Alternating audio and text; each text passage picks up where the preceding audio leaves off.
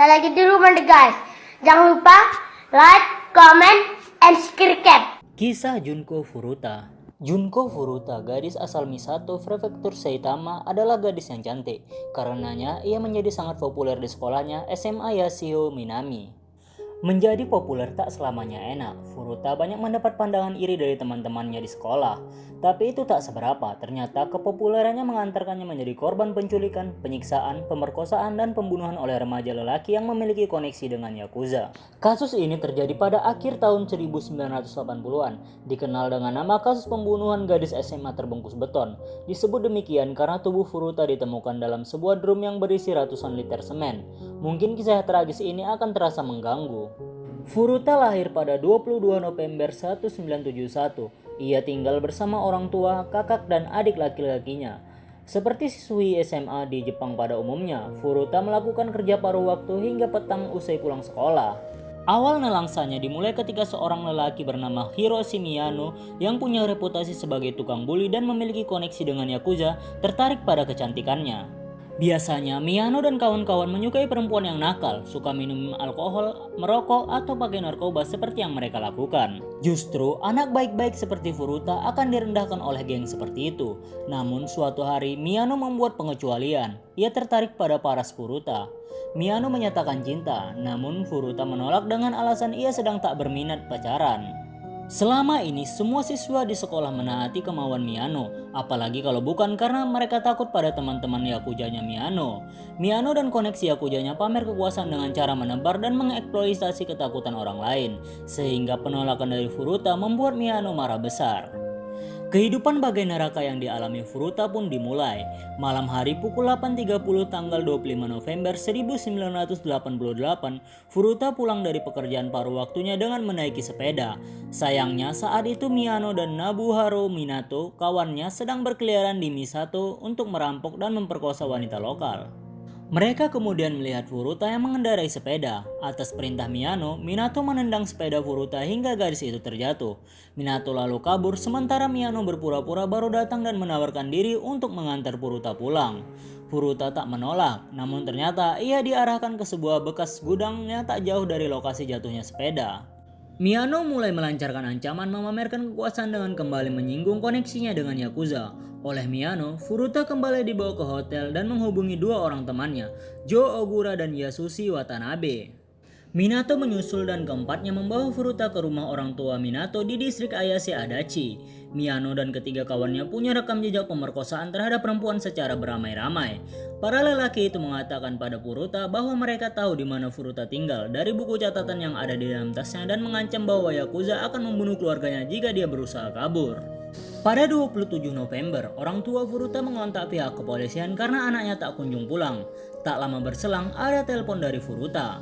Ternyata, untuk menghindari pencarian oleh polisi, Miyano memaksa Furuta berbohong bahwa dirinya sedang menginap selama beberapa hari di tempat teman dan meminta agar polisi menghentikan pencarian dirinya.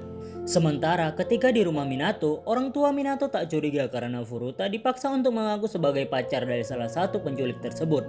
Meski tak sepenuhnya percaya, keluarga Minato memilih untuk diam sebab takut dengan Yakuza kenalan Miyano. Rumah Minato, tempat Junko Furuta disekap selama 44 hari.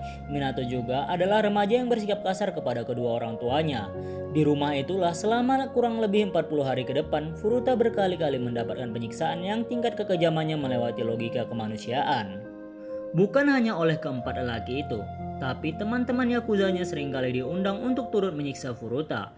Laporan resmi pengadilan Jepang mencatat penyiksaan dengan detail yang dinarasikan ulang oleh media massa setempat. Menurut laporan persidangan kasus ini, Furuta diperkosa sebanyak lebih dari 400 kali secara bergilir oleh laki-laki itu. Gadis paling populer di sekolah itu bahkan juga dijadikan sasaran kekerasan fisik, seringkali ia dipukuli.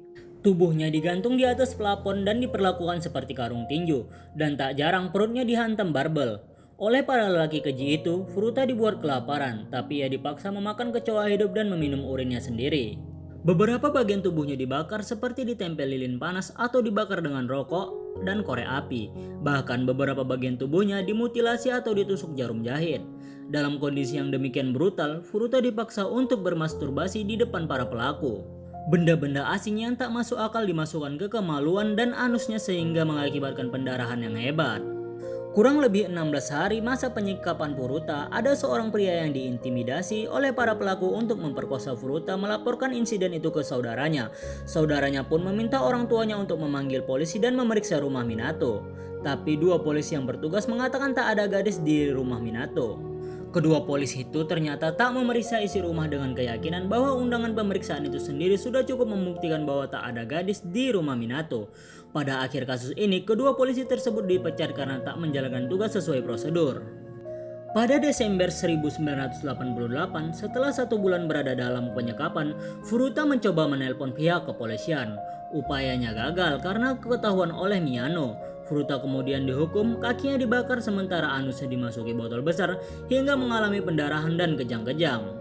Menurut laporan, selama persidangan, para pelaku mengira bahwa gadis itu hanya berpura-pura kejang, sehingga mereka membakarnya lagi. Furuta selamat dari semua siksaan itu yang membuatnya terus mengalami pemerkosaan dan siksaan lainnya. Furuta sampai meminta agar dirinya dibunuh saja agar penderitaannya berakhir. Namun, para pelaku menolak dan malah memaksanya tidur di balkon, padahal saat itu musim dingin. Karena kerasnya siksaan, ia akhirnya kehilangan kontrol kandung kemih dan ususnya. Furuta lalu dipukuli karena mengotori karpet.